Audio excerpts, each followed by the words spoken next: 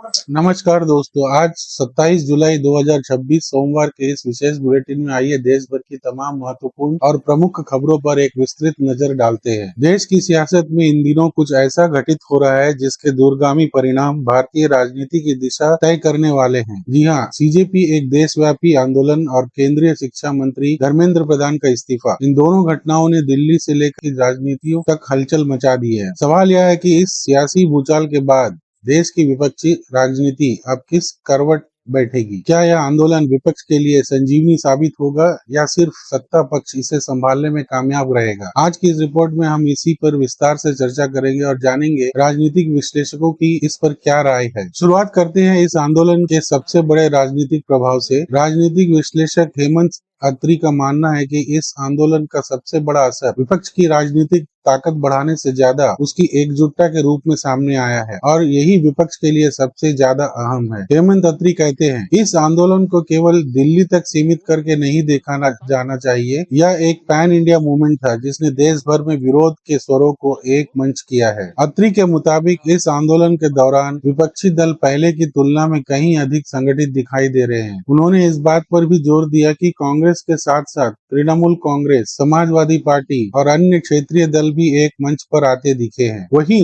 जाने माने राजनीतिक विश्लेषक आदेश रावल का इस पर थोड़ा अलग और व्यवहारिक नजरिया है। रावल का मानना है कि इस पूरे घटनाक्रम से विपक्ष को निश्चित तौर पर फायदा मिल सकता है, लेकिन वह भी चेतावनी देते हैं कि फिलहाल चुनाव में समय है, इसलिए तत्काल चुनावी नतीजों का अनुमान लगाना जल्दबाजी होगी। आदेश रावल ने इतिहास का हवाला देते हुए कहा, इतिहास गवाह है कि जब भी किसी सरकार के खिलाफ बड़ा जन आंदोलन खड़ा होता है, उसका राजनीतिक लाभ अक्सर विपक्षी दल को मिलता है। अन्ना आंदोलन के दौरान सत्ता में कांग्रेस के नेतृत्व वाली यूपीए सरकार थी, लेकिन उसका सबसे बड़ा राजनीतिक फायदा बीजेपी को मिला था। रावल आगे कहते हैं कि मौजूदा स्थिति में कांग्रेस सबसे बड़ी विपक्षी पार्टी है और इंडिया गठबंधन का मुख्य चेहरा है, इसलिए सरकार विरोधी किसी भी बड़े आंदोलन का सबसे बड़ा राजनीतिक लाभ कांग्रेस के पाले में जाने की पूरी संभावना है। लेकिन इस पूरे आंदोलन का एक और बेहद दिलचस्प पहलू है जिसने राजनीतिक पंडितों का ध्यान खींचा है। विश्लेषक हेमंत अत्री का कहना है कि 2013 के बाद प्रधानमंत्री नरेंद्र मोदी ने जो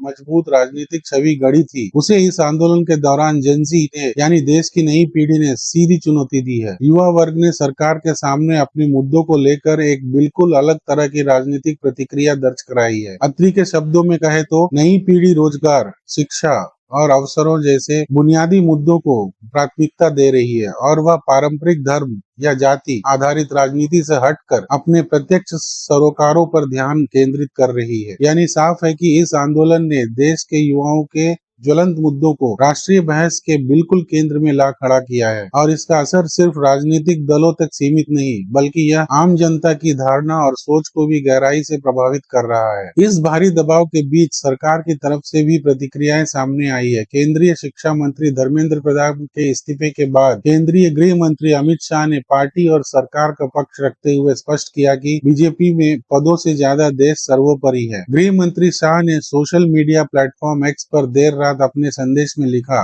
मोदी सरकार देश के युवाओं की भावनाओं का पूरा सम्मान करती है और पेपर लीक के खिलाफ आवश्यक और कड़े सुधारों के लिए पूरी तरह प्रतिबद्ध है। हालांकि आदेश रावल का आकलन इस मामले में थोड़ा रणनीतिक है। उनका मानना है कि धर्मेंद्र प्रधान का यह इस्तीफा कोई स्वेच्छा से लिया गया फैसला नहीं था, बल्कि यह छात्रों और युवाओं के जबरदस्त दबाव का परिणाम था। आदेश रावल के मुताबिक यह फैसला राजनीतिक नफे नुकसान के आकलन के बाद लिया गया। आंदोलन का दायरा दिल्ली से बाहर जिस तरह तेजी से फैल रहा था, उसे देखते हुए सरकार ने राजनीतिक क्षति को कम करने के लिए यह कदम उठाया। रावल का यह भी दावा है कि सीजेपी आंदोलन सरकार के खिलाफ एक नया राजनीतिक नैरेटिव गढ़ने में पूरी तरह सफल रहा है। उनके अनुसार पिछले 5 दिनों में प्रधानमंत्री नरेंद्र मोदी की व्यक्तिगत छवि को जितना नुकसान पहुंचा है, उतना पिछले 12 वर्षों में किसी अन्य आंदोलन के दौरान देखने को नहीं मिला था। यहाँ तक कि किसान आंदोलन भी लंबे समय तक चला था, लेकिन विश्लेषकों का मानना है कि उसका असर प्रधानमंत्री की व्यक्तिगत छवि पर उस स्तर पर नहीं पड़ा था जितना उठना इस छात्र केंद्रित आंदोलन का पड़ा है। क्योंकि प्रधानमंत्री की छवि आज बीजेपी के लिए भी एक बहुत बड़ी राजनीतिक पूंजी बन चुकी है, इसलिए सरकार से जुड़ा कोई भी विवाद सीधा असर शीर्ष नेतृत्व पर छोड़ता है। सियासी पारा यही नहीं थमता। हाल ही में कांग्रेस नेता राहुल गांधी ने केंद्रीय गृह मंत्री अमित शाह को पत्र लिखकर दिल्ली में प्रदर्शन कर रहे छात्रों पर हुए बल प्रयोग को लेकर कड़ी जवाबदेही की मांग की है। इस घटना